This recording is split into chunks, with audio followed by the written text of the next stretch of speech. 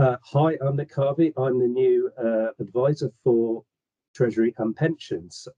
I joined CIPFA just before Christmas. I have 13 years experience as a Treasury manager at a county council. I also have experience of pension funds and managing banking. So I'm just looking forward to listening to you, hearing what CIPFA to offer you, and getting out and meeting you. Thank you.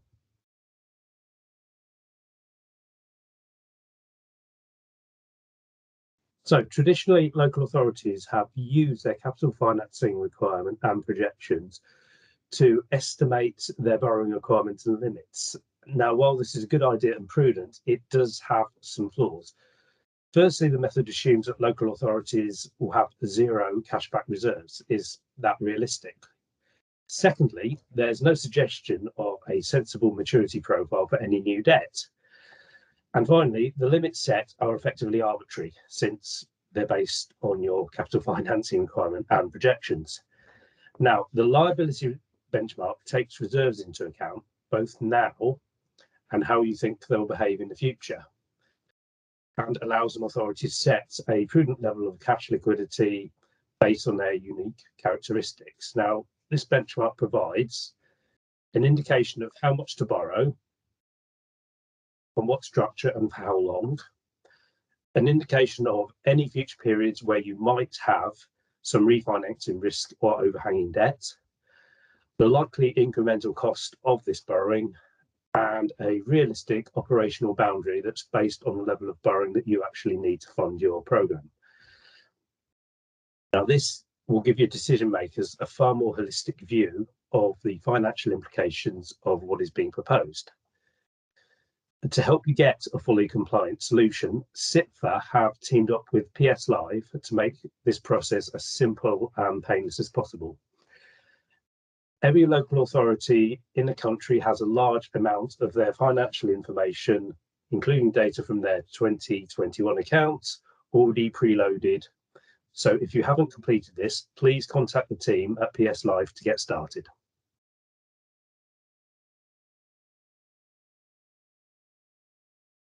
So the purpose of this framework is to recognise the professional role that Treasury managers play within an organisation.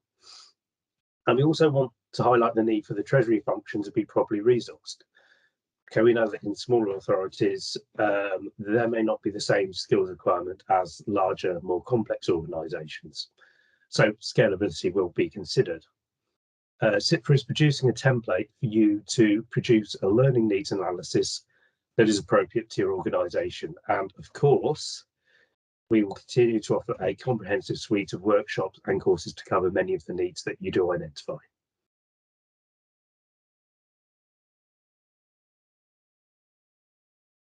CIPFA's view is that local authorities should not be investing in assets primarily for financial yield. However, we do recognise that many good regeneration and infrastructure projects do have a commercial element to them. The most straightforward way to decide how to act would be to quantify the risks get to resources. For instance, if a project has a potential for a loss of 30 million, a small district with reserves of only, say, 40 million should probably consider the proposal as disproportionate, whereas a large metropolitan district, for instance, with reserves of 140 million, may consider it to be viable. And this is the way that well-run private businesses have made investment decisions for years. The key is to avoid over-leveraging the organisation. And the reason they do this is when a private organisation is seeking to issue funding, leverage is the first thing that would-be lenders would look at, and they would walk away if they don't like what they see. Now, just to be absolutely clear, local authorities do not and will not ever have to contend with these limitations, but it does make sound financial sense to act as if they do. CIPFA's guidance of prudential property management will explore this in more detail, so please check it out.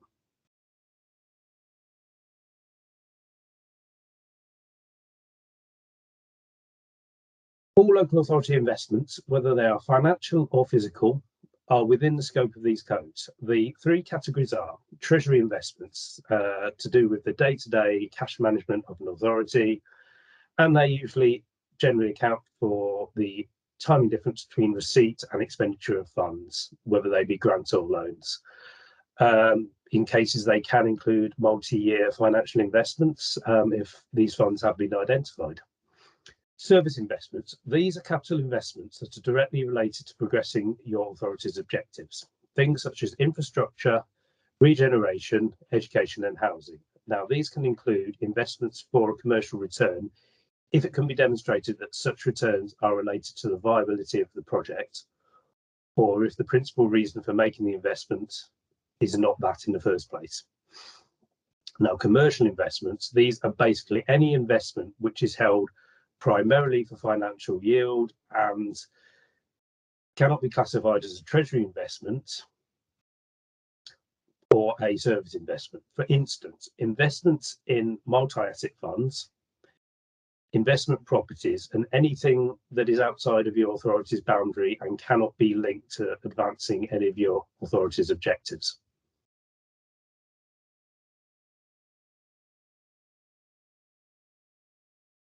No.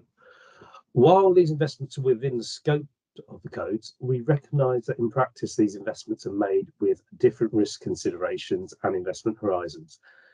Note that the relevant TMP template in the code mentions a responsible officer, which in practice would be your Section 151 officer, not the Treasury manager. Generally, your project managers monitor these investments day to day. However, Treasury managers do need to have visibility of how these investments affect your investment and borrowing decisions. This is why we bring them within the scope of the codes. Your capital strategy should really detail the management arrangement for these kind of investments, if it doesn't already. There will, of course, be plenty of guidance and assistance from CIPFA over the coming year on how to get yourselves fully up to speed and compliant.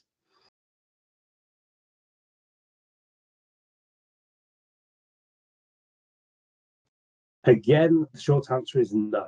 Sustainable investing, which really encapsulates ESG, is a growing space, and pressure from outside bodies and members themselves require the new codes to have regard to this area. Currently, the requirements are not overly prescriptive and certainly do not require any authority to mandate a score or rating or exclude any counterparty. We have also removed the proposal to introduce a dedicated TMP in the new codes at this time. This is because we recognise two things. One, the market itself is not well developed and deep enough for an authority to go down an exclusionary route.